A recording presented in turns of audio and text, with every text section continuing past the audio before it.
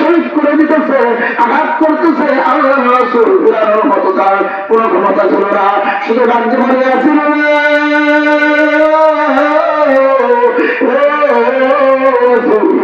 ইয়াসিরের পরিবার তোমরা দান করো, তোমাদের জায়গা হবে আল্লাহর জান্নাতে।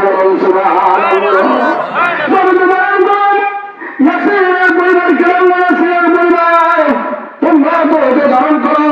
আল্লাহ রাসূল সাল্লাল্লাহু আলাইহি ওয়াসাল্লামকে 13 বছর পর্যন্ত মক্কার মধ্যে নির্যাতন করেছে, নিপীড়ন করেছে। যেই মাত্র কোন সাহাবায়ে কেরামগণ, যেই মাত্র কোন ব্যক্তি আল্লাহ রাসূলের প্রতি মানান্ত কালেমা পড়ে মুসলমান হয়ে যায়,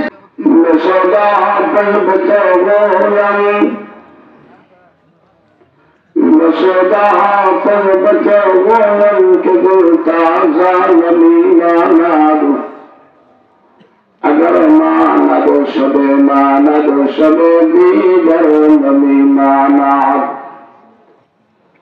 गुलग गुलशंगदा दस्तंतर ताजा नमी माना अगर माना दो शबे दीगर नमी माना मेहमन हमेशा बरकाना नमी माना अगर माना दो शबे दीगर नमी माना। शुक्रिया আমরা প্রত্যেকের করি লা ইলাহা ইল্লাল্লাহ লা ইলাহা লা ইলাহা লা ইলাহা লা ইলাহা ইল্লাল্লাহ লা ইলাহা ইল্লাল্লাহ। রোজনা শরণ জব হবে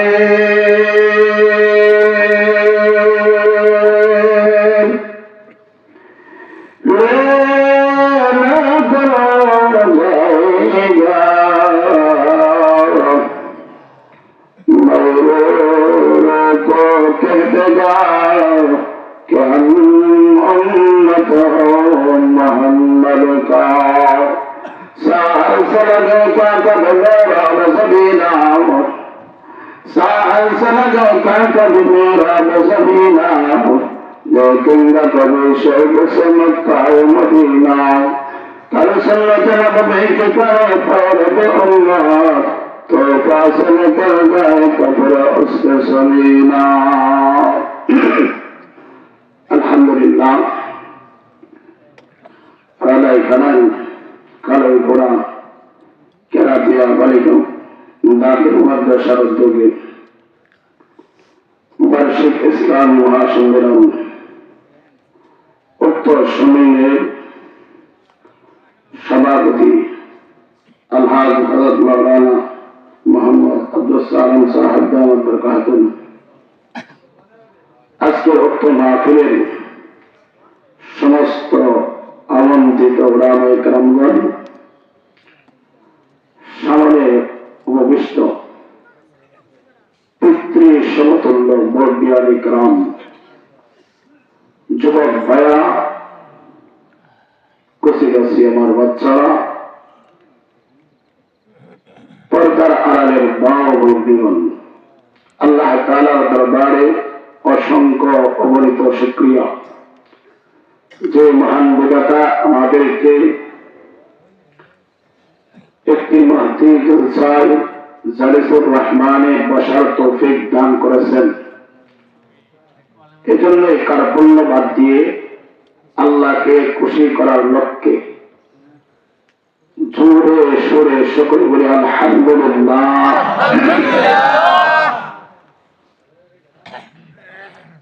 এমন একটা সময় এই দিনের প্রোগ্রাম গুলো হচ্ছে, যেই সময় মানুষ নেকের কাজ ছাড়তেছে, গুনার কাজ ধরতেছে, মানুষ জাহান্নামের দিকে পঙ্গু প্রাণের মতো ধরতেছে। কথা ঠিক না ঠিক বলেন? অন্যায়, অশ্লীলতা, বেহায়াপনা চতুর্দিকে ছয় মাপ। যে জমানায় জান্নাতে যাওয়াটা কঠিন, জাহান্নামে যাওয়াটা সহজ। এমন একটা সময়ে যে আল্লাহ রব্বুল কারীম আমাদেরকে দিনই কিছু বলা এবং শোনার জন্য তৌফিক দান করেছেন, এই জন্য আমরা সকলে বলি, আবার বলি আলহামদুলিল্লাহ। আলহামদুলিল্লাহ যে বললেন, এরপর কি লাভ হলো?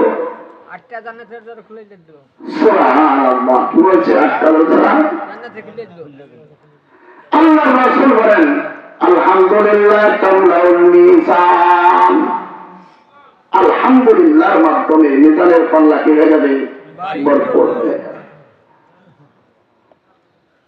আলহামদুলিল্লাহ সুবহানাল্লাহ তামলাউ মা বাইনাস সামাওয়াতি ওয়াল আরদ। আসমান এবং জমিনের মাঝখানে যেই ফাঁকা জায়গাটা আছে, আলহামদুলিল্লাহ সুবহানাল্লাহ বলার মাধ্যমে এই ফাঁকা জায়গাটা সব দ্বারা ভরপুর করে দেন। এই যে সুবহানাল্লাহ বললেন, ওয়াস্ত শুনে আমরা প্রতিদিনই ওয়াজ হচ্ছে, আমরা করতেছি, ওরা আমায় কালাম করতেছে। ইখলাসের নিয়তে, আমলের নিয়তে কয়েকটা কথা শুনেন। তামলাউ মা বাইনাস সামাওয়াতি ওয়াল আরদ। আসমান এবং জমিনের মাঝখানে যে জায়গাটা আছে, এই জায়গাটা আল্লাহ তাআলা নেকি দ্বারা কি করে দেন? পূর্ণ করে দেন। জন্যই আলহামদুলিল্লাহ সুবহানাল্লাহ আল্লাহু আকবার, এইগুলো বরত্বতা কার? কার বরত্বতা? আমরা কার গোলাম? আমরা কার গোলাম? আমরা গোলাম আল্লাহর। বরত্বতা করবো কার? আল্লাহ। বান্দা আল্লাহর, বরত্বতা আল্লাহর চলবে, প্রশংসা আল্লাহর চলবে। আল্লাহ তাআলার গোলাম আল্লাহ তাআলার প্রশংসা করবে, আর তোর প্রশংসা চলে না। একমাত্র প্রশংসা পাওয়ার যোগ্য হলেন আল্লাহ পাক রব্বুল আলামিন।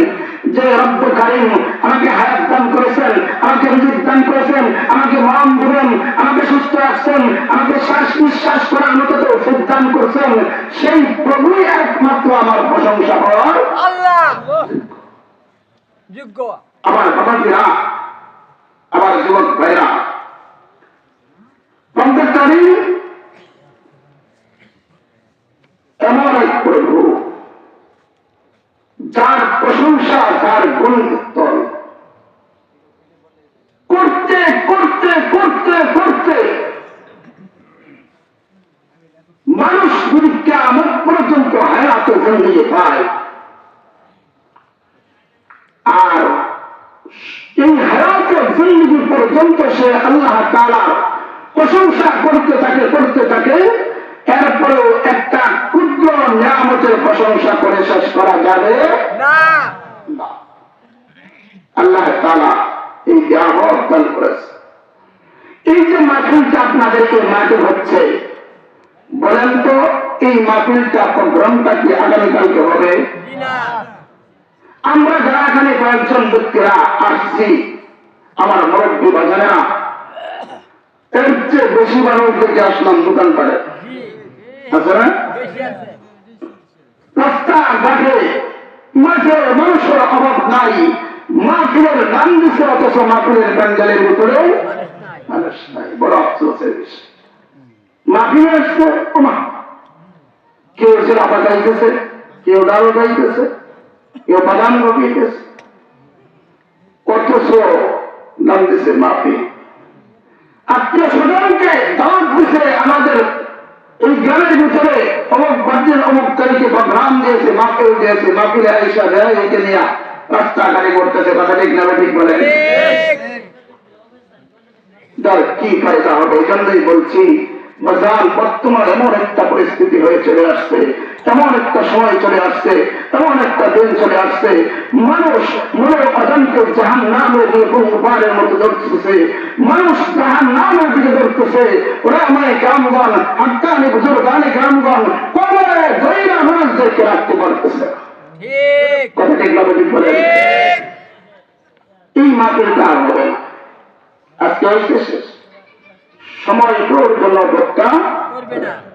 এই কথাটাই কবি বলছেন, বসোদা হাফেজ বেতে হইলাম, বসোদা হাফেজ বেতে হইলাম, কে বলতা জানমি মানা, বসোদা হাফেজ বেতে হইলাম, কে বলতা জানমি মানা, अगर मानव सबे दीगर नमी माना, बुलंद गुलशन जुदा गश्तम तो होता जानमी माना, अगर मानव सबे दीगर नमी माना। ফুল ছিলেন না, ফুল একটা ফুল গাছের থেকে যদি একটা ফুল বাগান টানতে উঠান, বলেন তো এই ফুলের বাগান গাছ থেকে উঠানোর পরে এই ফুল আর কদিন টাটকা থাকবে? বড়দের একদিন বা 2 দিন, এরপরে আর কি থাকবে না টাটকা? সময় কোন জন্য অপেক্ষা করে না। সময় এমন একটা জিনিস যেটা চলতেই থাকে চলতেই থাকে চলতেই থাকে। এর জন্যই আল্লাহ রাসূল বলেন, সময়কে কদর করো, সময়কে কি করো? সময় থাকলে কদর করো। সেদিন আফসোস করতে থাকবে, হায় হায় হায়াতে জিন্দেগি আমার কি করলাম। প্রত্যেকটা মুহূর্ত দুনিয়ায় আল্লাহ তাআলার প্রশংসা কাটাইতে পারতাম, আমার প্রত্যেকটা হায়াতে জিন্দেগি যদি আমি কাজে লাগাইতে পারতাম, আজকে আমার এই দশা হইত। সময় গেলে আর ফিরে আসে। আল্লাহ রাসূল সাল্লাল্লাহু আলাইহি ওয়াসাল্লাম দুজাহানের সরদার জনাব মুহাম্মদ রাসূলুল্লাহ সাল্লাল্লাহু আলাইহি ওয়াসাল্লাম দুনিয়াতে আবির্ভাব হয়েছেন একমাত্র মানুষকে জান্নাত জাহান্নামের পথ থেকে মানুষকে কিসের পথে নেওয়ার জন্য? জান্নাতে। মক্কার মুশরিকরা রাসূল সাল্লাল্লাহু আলাইহি ওয়াসাল্লামকে পাগল বলছে, মজনুন বলছে, জাদুকর বলছে, গোলাপ বলছে, বিভিন্ন ধরনের কষ্ট আল্লাহ হাবিবকে দিয়েছেন। এরপরেও আল্লাহ রাসূল উম্মতের খায়ের কাম হয়ে সর্বদাই বলছেন, ইয়া উম্মতি, হায় আফসোস আমার উম্মত, হায় আফসোস আমার উম্মত, আমার উম্মত জাহান্নামে চলে যাচ্ছে।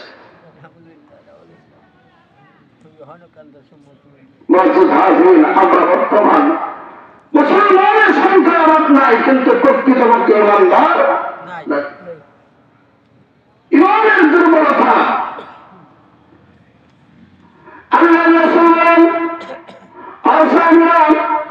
এমন একটা সময় আসবে যেই সময়ের ভিতরে মানুষের ইমান কচুরি পড়ার মতো বসে বসে যাইতে থাকবে। সকালে মুনান, বিকালে কাপের, বিকালে মুনান, সকালে কাপের। তার এই মুহূর্তের মধ্যে মানুষ নামাজ পড়ে সুদ করে, নামাজ পড়বে কিনা করবে, নামাজ পড়বে ওই দেবে, উপার্জন করবে, নামাজ পড়বে, টুপি করবে, দাড়ি পটারি রাখবে, পাঞ্জাবি পড়বে, এরপরেও মানি খেয়ে করবে না, মানি করবে, সব ঠিক আছে।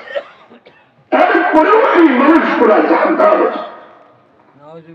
আর কেমন ছিলেন? যারা জীবন দিয়ে আল্লাহ রাসূল সাল্লাল্লাহু আলাইহি ওয়াসাল্লামকে মহব্বত করেছেন, দিনকে মহব্বত করেছেন, শুধু ঠান্ডার রাত্র নয়, দিনের জন্য নিজের জীবনকে কোরবান দিতে তারা কি অন্যায় পিছপা অন্যায় নিজের জীবনকে কোরবান দিয়েছে। আল্লাহ তাআলা বলেন, ওয়াল্লাযী আরসালা রাসূলাহু বিল হুদা ওয়া দিনিল হক লিইয়ুযহিরাহু আলা দ্দীনি কুল্লিহি ওয়ালাউ কারিহাল মুশরিকুন। আল্লাহ তাআলা বলেন, ওই আল্লাহ যে মুহাম্মদুর রাসূলুল্লাহ সাল্লাল্লাহু আলাইহি ওয়াসাল্লামকে পয়গম্বর হিসেবে প্রেরণ করেছেন এবং সেই রাসূলের হাতে সমস্ত ধর্মের উপরে ইসলাম ধর্মকে প্রাধান্য দিলেন। মক্কার মুশরিকরা এই জিনিসটা মানতে পারে নাই, মুসলমানদেরকে মুসলমান ধর্ম সমস্ত ধর্মের উপরে, ইসলাম সবার উপরে এই জিনিসটা ওরা মানতে পারে না। কিন্তু আল্লাহ তাআলা ইসলামকে বিজয়ী করতেন না, করেন নাই? ইসলামকে কি করেছেন? বিজয় আল্লাহ তাআলা ইসলামকে, এই ইসলামের আলোচনা কেউ নিবাইতে পারে না।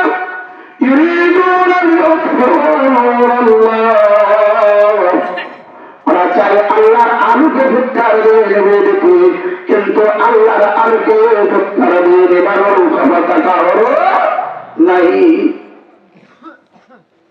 বাংলা শ্রমিকের মধ্যে এই বাংলার শ্রমিক ইসলামের একটা জাতি কথা বিজ্ঞানী বলেন। হাজার মাদ্রাসা, হাজার সংখ্যা, হাজার ওলামায়ে কেরামগণ এই বাংলার জমিনে রয়েছে। এই বাংলার জমিনের বাংলার জমিনের ভিতরে সূর্য উদিত হয়ে আযানের আওয়াজের মাধ্যমে, সূর্য ডুবে আযানের আওয়াজের মাধ্যমে কথা বিজ্ঞানী বলেন। বাংলাদেশের আপনারা গ্রামের মানুষ চান কিনা, যেহেতু সোশ্যাল মিডিয়ার জমানা, বাংলার আকাশে কালো শকুনের চোখ পড়ছে কথা ঠিক না ঠিক বলেন। বাংলার আকাশে কালো শকুনের চোখ। আমাদেরকে দিল্লির দাদাবাবুরা হুঙ্কার দেয় 15 মিনিটের ভিতরে আমাদের বাংলাদেশকে দখল করে দিবে।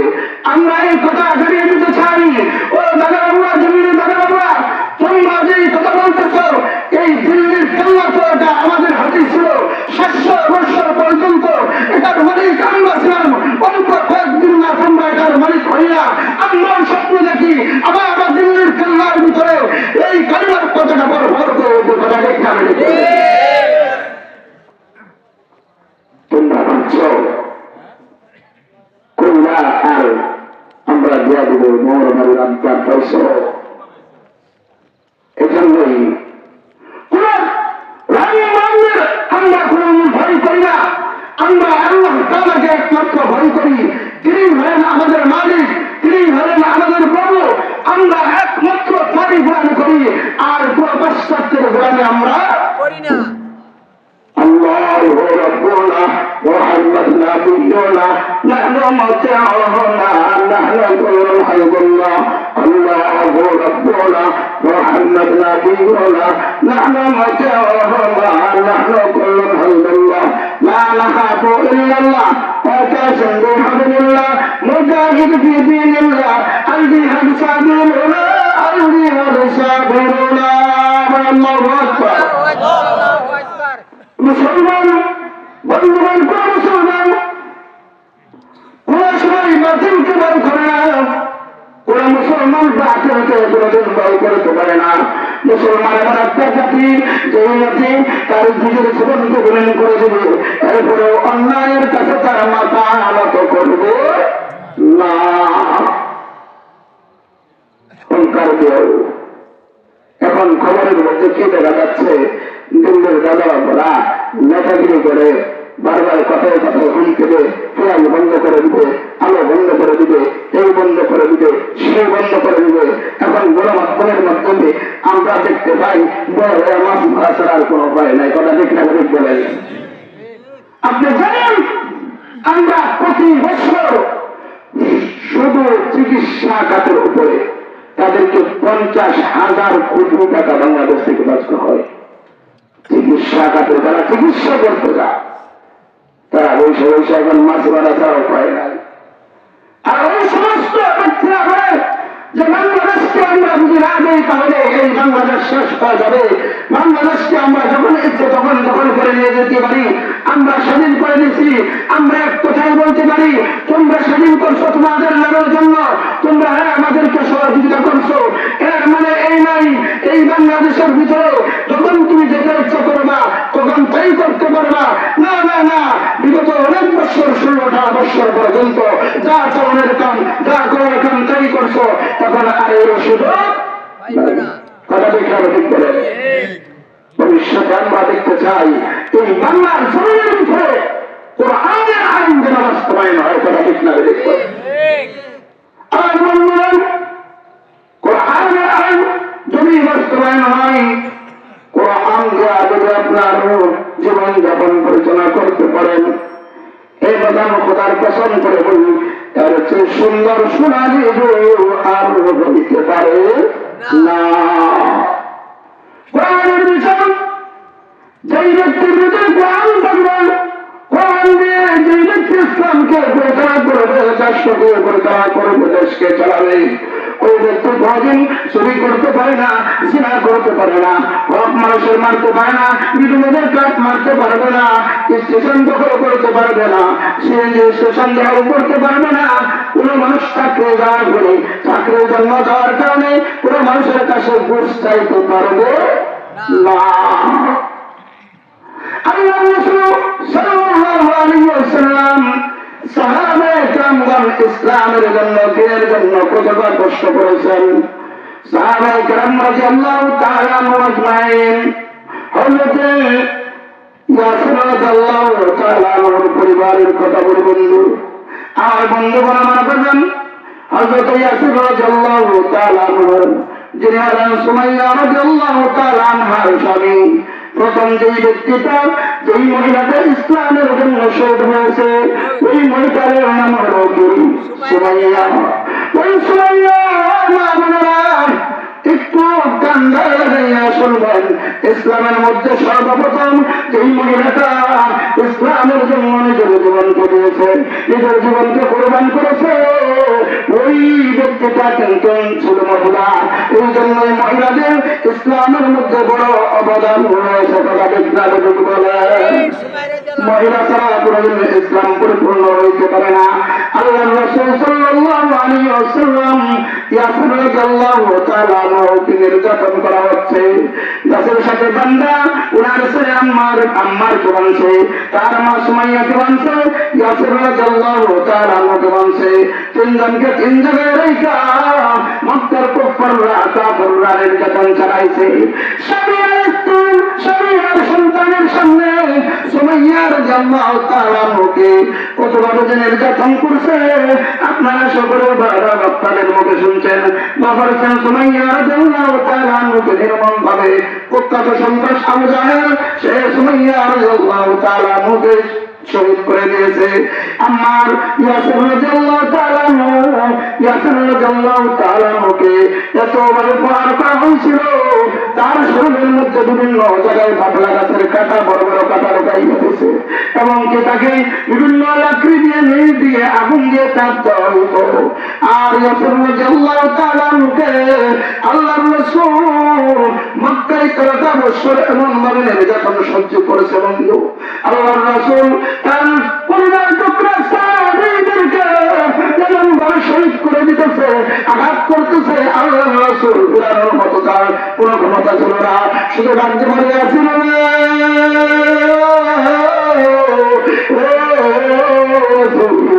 ইয়াসিরের পরিবার দরজা দান করো, তোমাদের জায়গা হবে আল্লাহর জান্নাতে। সুবহানাল্লাহ। ইয়াসিরের পরিবার কেমন ইয়াসিরের পরিবার তোমরা দরজা দান করো। আল্লাহ রাসূল সাল্লাল্লাহু আলাইহি ওয়াসাল্লামকে 13টা বছর পর্যন্ত মক্কার মধ্যে এমন ভাবে নির্যাতন করেছে, নিপীড়ন করেছে, যেই মাত্র কোন সাহাবায়ে কেরামগণ, যেই মাত্র কোন ব্যক্তি আল্লাহর রাসূলের প্রতি মানান্ত কালেমা পড়ে মুসলমান হয়ে যাইত, ওই মক্কার মুশরিকরা, ওই মক্কার শাসক দুশমনরা আল্লাহর রাসূল সাল্লাল্লাহু আলাইহি ওয়াসাল্লামের ওই সাহাবীদের উপর নির্যাতন চরম করতে কথা বলে। এরপরেও ইসলাম থেকে কি করতে পারে না, ইসলাম থেকে আল্লাহ রাসূলের ওই সাহাবায়ে কেরামকে বিন্দু পরিমাণ পর্যন্ত সরানো তাদের কোনো ক্ষমতা ছিল না। বন্ধুগণ আমার, চতুর্থ হিজরীর ঘটনা। আল্লাহ রাসূল যেদিন থেকে মক্কায় হিজরত করেছেন সেদিন থেকেই হিজরতের ঘটনা শুরু করা। ঠিক না ঠিক বলেন? আল্লাহ রাসূল সাল্লাল্লাহু আলাইহি ওয়াসাল্লামের সাহাবী হিজরতের চতুর্থ বছরে বুখারীর বর্ণনা আসছে 3045 নম্বর হাদিস। হযরত খুবাইব রাদিয়াল্লাহু তাআলা আনহুর শাহাদাতের মর্মার্থ ঘটনা বুখারীর মধ্যে ইমাম বুখারী রাহমাতুল্লাহি আলাইহি আসছে চতুর্থ হিজরিতে। খুবাইব রাদিয়াল্লাহু তাআলা আল্লাহ রাসূল সাল্লাল্লাহু আলাইহি ওয়াসাল্লাম হযরত আসাম রাদিয়াল্লাহু তাআলা আনহুকে সফর মাসের দিকে, চতুর্থ হিজরি সফর মাসের দিকে আল্লাহ রাসূল সাল্লাল্লাহু আলাইহি ওয়াসাল্লাম হযরত আসাম রাদিয়াল্লাহু তাআলা আনহুকে কমান্ডার বানাইয়া 10 জনের একটা গ্রুপের সেনা প্রধান বানাইয়া গোয়েন্দার বিভিন্ন তথ্য সংগ্রহ করার জন্য আল্লাহ রাসূল প্রেরণ করলেন। অন্য বিভিন্ন তারিখের কিতাবের মধ্যে আসছে ওনাদেরকে আসলে কুরআন শিক্ষা দেওয়ার জন্য পাঠানো হয়েছিল। কিন্তু ওনারা যখন রওনা হলো, যাওয়ার পরে জিদ্দা যারা হয়ে গেছেন, জিদ্দার কাছাকাছি যখন পড়ছে, এই জায়গার মধ্যে একটা ঝর্ণা ছিল, সেই ঝর্ণাটা রাজি নামক ঝর্ণা। এই ঝর্ণার কাছে যাওয়ার পরে মক্কার কাফিররা, ওই আশপাশের কাফিররা ওরা বুঝতে পারছে যে আল্লাহর রাসূল মুহাম্মদুর রাসূলুল্লাহ সাল্লাল্লাহু আলাইহি ওয়াসাল্লামের গোয়েন্দা বাহিনী প্রবেশ করছে তথ্য সংগ্রহ করার জন্য। তখন ওই গোত্রের পাশের এক গোত্রের প্রায় 200 তীরন্দাজ ওনাদেরকে খুঁজতে শুরু করল। আল্লাহ রাসূল সাল্লাল্লাহু আলাইহি ওয়াসাল্লামের সাহাবীদেরকে খুঁজতেছে ওই মক্কার কাফিররা। খুঁজতে খুঁজতে এক জায়গায় গিয়ে কিছু খেজুরের বিচি পাইল। ওরা এমন বিচক্ষণ ছিল, খেজুরের বিচিগুলো দেখেই বলতেছে এগুলো তো হলো ইয়াসরিবের খেজুর। ইয়াসরিব মানে কি? মদিনা। ইয়াসরিব মানে কি? মদিনা। আগে নাম ছিল ইয়াসরিব। আল্লাহর রাসূল যাওয়ার পরে এই নাম, এই শহরের নাম হয়ে গেছে মদিনাতুর রাসূল। দুজাহানের সরদার আবিবেক কিবরিয়া ওই মদিনায় এসে আছেন। আল্লাহর হাবিব সাল্লাল্লাহু আলাইহি ওয়াসাল্লামের সাহাবী ওই এক জায়গায় বসে আছে, খেজুর খাইছেন। ওই 200 তীরন্দাজ ওরা খেজুরের বেঁচে যেই কাছে বলছে এইগুলো তো ইয়াসরিবের খেজুর।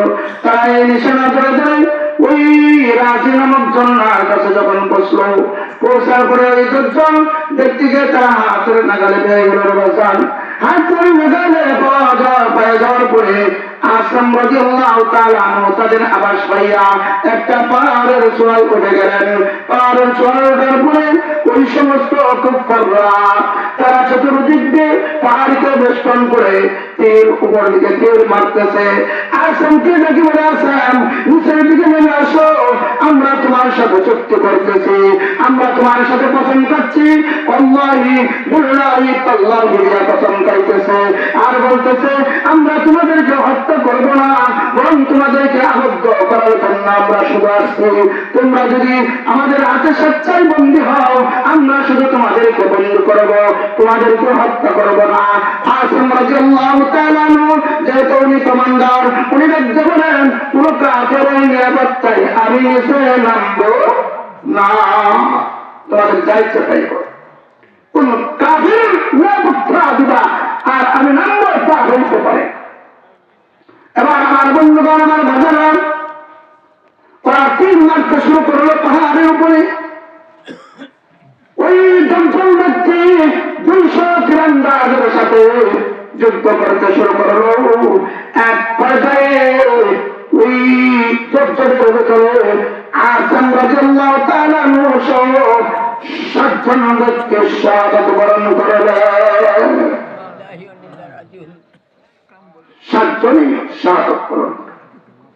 এবার বলেন এই দেখো তোমরা তোমাদের 7 জন ব্যক্তি শাহাদাত বরণ করে গেছে, 7 জনকে আমরা তীর দিয়ে হত্যা করে দিয়েছি ওদের বাসায়। যদিও আল্লাহ তাআলা বলেন যারা শহীদ হয়েছে তাদেরকে তোমরা মৃত্যু বলো না, কিন্তু আমি 7 জনের ভিতরে 7 জনকে হত্যা করে দিলাম আর বাকি মাত্র 3 জন আছে। যদি নিচে নামো আমরা তোমাদেরকে কথা দিলাম হত্যা করবো না, আমরা শুধু তোমাদেরকে বন্দী করবো। খুবাইব রাদিয়াল্লাহু তাআলা আনহু তাদের কথা মানলেন না, যেই মাত্র নিচে নামলেন খুবাইব রাদিয়াল্লাহু তাআলা আনহু সহ আরো 2 জন সাহাবী, মোট হলো 3 জন। নামার সঙ্গে সঙ্গেই ওই মুসলমান কাফেররা তাদের ওয়াদাকে ঠিক রাখতে পারে না, কুফাররা তাদের ওয়াদাকে ঠিক রাখতে পারে না, মুশরিকরা তাদের ওয়াদাকে ঠিক রাখতে পারে না। আমরা আমাদের পার্শ্ববর্তী বিভিন্ন মুশরিকদেরকে দেখতে পাই, আমাদের সাথে বিভিন্ন চুক্তি করার পরেও এই চুক্তি ঠিক রাখতে পারে না। ওরা প্রথমেই কি করলো, চুক্তি ভঙ্গ করে দিল। চুক্তি ভঙ্গ করে চুলের তীর রশি খুইলা এদেরকে বানতে বানতে শুরু করলো। তিনজন সাহাবীকে যখন বানলেন, তৃতীয় নম্বর সাহাবী ডাকতে বলে, এ কাফেরের দল, আমাদের সাথে চুক্তি করেছো, আমাদেরকে তোমরা আঘাত করবে না, আমাদের সাথে গাদ্দারি করবে না, শুধু আমাদেরকে বন্দী করবে, কিন্তু এখন তোমরা কেন আমাদেরকে বাংলা আত্মহত্যা বেঁধে বললে? সুতরাং আমরা তোমাদের এই চুক্তি মানবো না, আমরা চাই না তোমরা তোমাদের সাথে আমি যাইতে। সুতরাং উনি এমন ভাবে পিরামিড শুরু করলেন, তাকে টেনে হেঁটে নেওয়ার জন্য অনেক চেষ্টা করতেছে, কিন্তু এরপরেও সে যখন যায় না, নির্মম ভাবে ওই শাহাদাত বরণ করে। এখন রইল মাত্র দুইজনকে তারা বিক্রি করে দিল। একজনকে খুবই বড় যে আল্লাহ তাআলা আমাকে বিক্রি করলো হারেসের পুত্র উকবার কাছে। তার কাছে হারেসের পুত্র উকবার, হারেসকে যাকে ওই বদরের যুদ্ধে জাহান্নামে প্রেরণ করেছিল। বদরের যুদ্ধ তো আল্লাহ রাসূল সাল্লাল্লাহু আলাইহি ওয়াসাল্লামের 313 জন সাহাবী 1000 মুশরিককে এমন ভাবে পরাজিত করেছিল যে ইতিহাসের পাতায় সমস্ত কাফেররা এখনো যদি এই ইতিহাস করে তাহলে তাদের প্রশংসনীয় দেখায় তখন বিজ্ঞাপন বলেন। আগে পর্যন্ত বলবা যে 313 জন সাহাবী ইসলামের সবচেয়ে যে বিজয়িতা আল্লাহ তাআলা এই দিনকে প্রতিষ্ঠিত করবেন এই জমিনে, এটার প্রথম যে নিশানা ছিল এটা হলো ওই বদরের যুদ্ধের ভিতরে। আমরা এই কথা বলতে চাই, ও মুসলমানরা, আমরা তো এমন একজন মুসলমান জাতি, এমন একজন মুসলমানের উত্তরসূরি যারা 313 জন পুরো 1000 বাহিনীকে পরাস্ত করতে পেরেছে এবং 70 জনকে জাহান্নামে প্রেরণ করে দিয়া আরো 70 জনকে গুরুর রশি দিয়ে বেঁধে নিয়ে আসতে কোথাও মদিনায়। আমরা হলাম সেই জাতি। আজকে মুসলমান তার জীবন তার ঐতিহ্যকে ভুলে গেছে। মুসলমান কোন জাতি? তার এই ঐতিহ্য ভুলে যাওয়ার কারণে, তার নৈতিকতা ভুলে যাওয়ার কারণে, তার দায়িত্ব ভুলে যাওয়ার কারণে আজকে পাশ্চাত্যের গোলামরা আপনি আমার মাথার ভিতরে চাপিয়ে বসছে। এমনকি আপনি আমার দেশের ভিতরে বিভিন্ন ধরনের দালালরা আপনাদের সাথে দালালি করে আপনাকে গোলাম বানিয়ে রাখছে। কথা বিজ্ঞাপন বলেন, আগামী সময় আসছে, আমরা সময়ের মতো ঠিক জবাব দেব। উলামায়ে কেরামগণ এই বিষয়ে উলামায়ে কেরামগণ সোচ্চার। আমি আপনাদেরকে ভয়ে ধরে বলি, হাত ধরে বলি, আপনার ছেলে যদি এবার রোগে আক্রান্ত হয়, আপনার ছেলে যদি গাঞ্জা খায়, আপনার মেয়ে যদি গর্ভবতী চলে, যত হুজুর আইন আপনি ওয়াজ করেন না কেন, এই ছেলেকে কোনোদিন গাঞ্জা থেকে ফিরাইতে পারবেন না, হিম থেকে ফিরাইতে পারবেন না, মদ থেকে ফিরাইতে পারবেন না, এই সমস্ত নিশা থেকে ফিরাইতে পারবেন না। যখন এই দেশ এই মাটি যখন ইসলামী দেশ হয়ে যাবে, এই দেশ যখন মুসলমানদের হাতে চলে যাবে, সঠিক মানুষের হাতে চলে যাবে, তখন এমনি আপনার সন্তান বড় হইতে বাধ্য হবে। কথা ঠিক না ঠিক করে। সুতরাং গোলামের শিকড় থেকে এখনো বাইরে হয়ে চলে আসেন কোরআনের হুকুম চালু করি, কোরআনের আইন চালু করি, কোরআন অনুযায়ী জিন্দগি করি। যারা সমাজের মধ্যে কোরআনের দখল হবে, যারা কোরআন অনুযায়ী জীবন চলাইবে, আমরা তাদের কাছে আমাদের আগামী সমাজ এবং দেশ করে দেবো। কথা ঠিক না ঠিক করে। ওলামায়ে কেরামগণ আর বিরোধ নাই, আর বিচ্ছিন্ন নাই। ওলামায়ে কেরামগণ আলহামদুলিল্লাহ হাতে হাত রেখে দিয়েছেন। ও বন্ধুগণ, যুবক তোমাকে বলতে চাই, তুমি তো এমন এক যুবক, তুমি যখন বড় হয়ে যাইবা, তখন সমাজ বড় হয়ে যাবে। তুমি যখন বড় হয়ে যাইবা, দেশ বড় হয়ে যাবে। তুমি যখন চাইবা, তখন রাষ্ট্র বড় হয়ে যাইবে। দেখো না পাশে আগস্টের বিপ্লব, দেখো না তোমরা যখন জাগছো, 70 বছরের এই স্বৈরাচার তোমরাই তো বুদ্ধ হয়েছে। কথা ঠিক না ঠিক করে।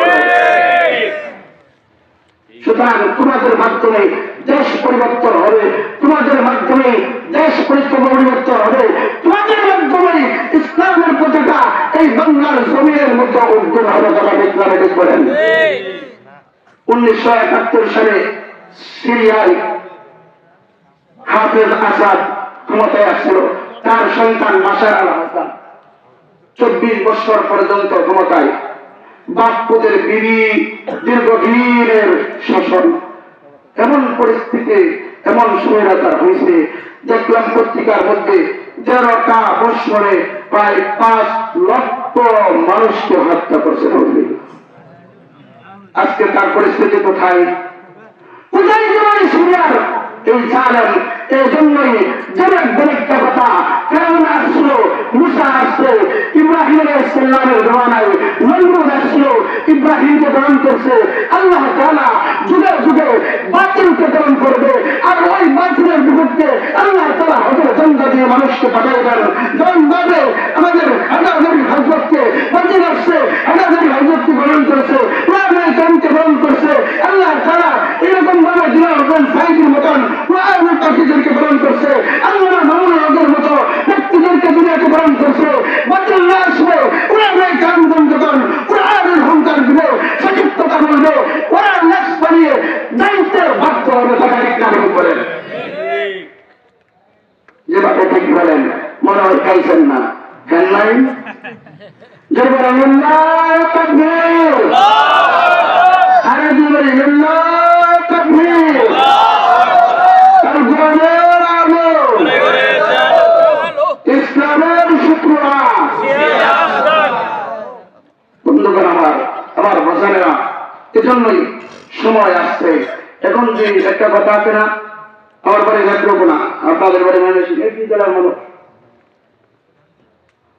তো একটা কথা আছে, উজ্জার সময় যদি মাছ না ধরা যায় তাহলে পুরো বিপদ। যে কথাটা বলছিলাম, 2 মিনিট সময় দিয়ে একটু খুবাইব রাদিয়াল্লাহু তাআলা আনহু ঘটনাটাকে শেষ করতেছি।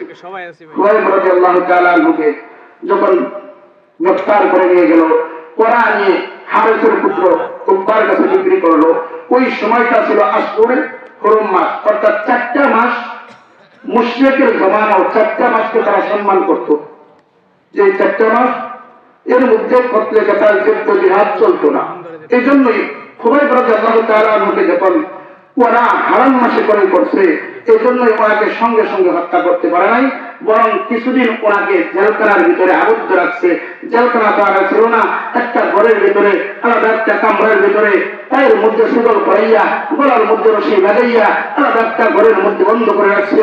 যেই রকম ভাবে কেমন বন্ধ করে রাখছিল, ওই যে 622 খ্রিস্টাব্দ সেপ্টেম্বরের 12 তারিখে দারুন নদওয়ায় ওই মক্কার পার্লামেন্টে আবু জাহেল যেই পরামর্শ করছিল, 3টা কথা বলছিল যে মুহাম্মদকে ইয়াসবুতুনাকা ইয়াকতুলুনাকা ইয়াখরুজুনাকা, মুহাম্মদকে হয়তো তোমরা দেশ থেকে তাড়িয়ে দাও, অথবা তাকে তোমরা হত্যা করো, অথবা তাকে তোমরা বন্দী করো। এইরকম ভাবে তাকে যখন বন্দী করে রাখলো, দীর্ঘদিন পর্যন্ত বন্দী অবস্থায় বিভিন্ন নির্যাতন করা হলো।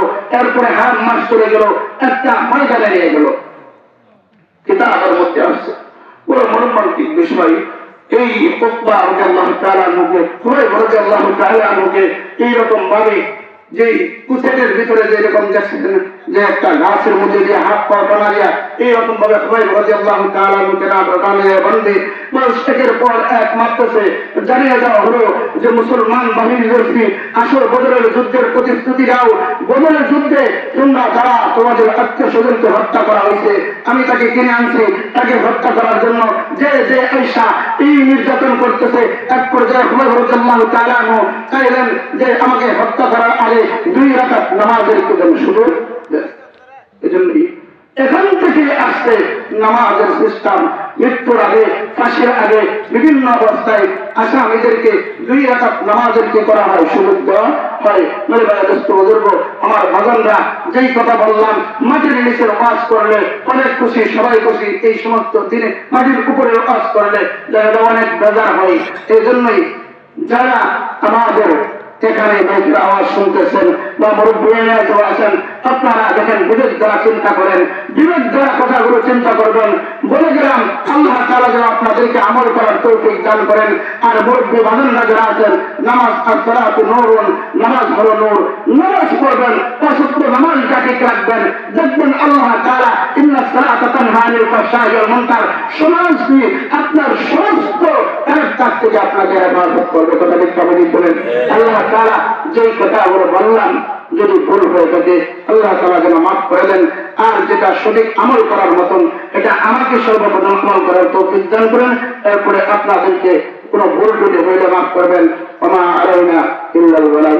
আসসালামু আলাইকুম ওয়া রাহমাতুল্লাহি ওয়া বারাকাতুহু।